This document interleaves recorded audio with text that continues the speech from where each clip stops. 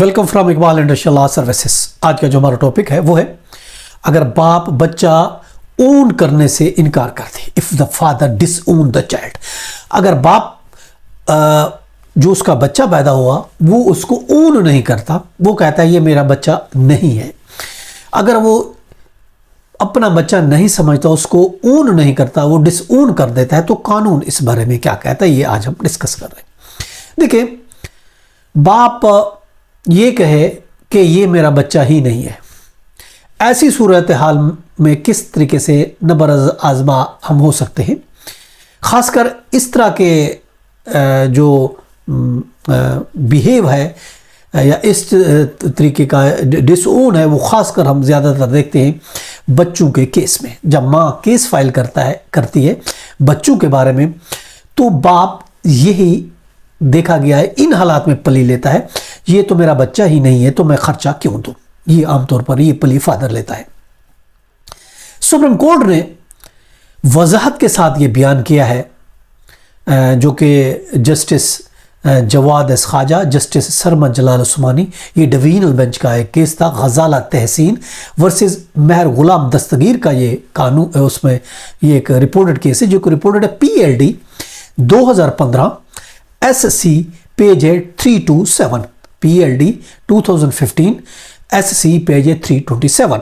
इसमें इस गजाला तहसीन वर्सेस मेहर गुलाम दस्तगीर में सुप्रीम कोर्ट ने यह बयान किया है कि कानून शहादत का जो अगर हम देखते हैं उसका आर्टिकल 128 का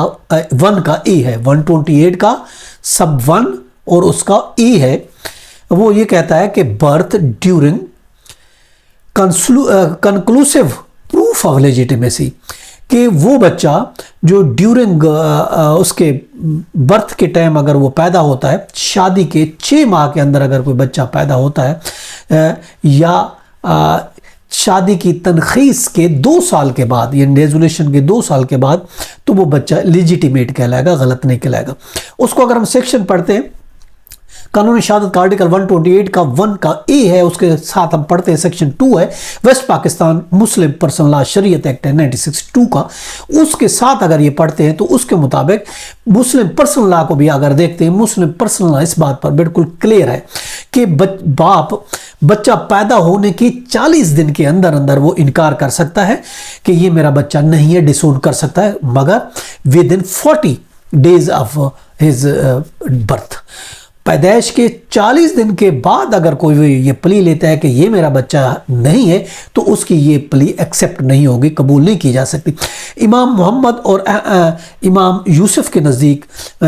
बच्चा पैदा होने के 40 दिन के अंदर अंदर वो इनकार कर दे तो मान लिया जाएगा, जबकि इमाम अबू हनीफा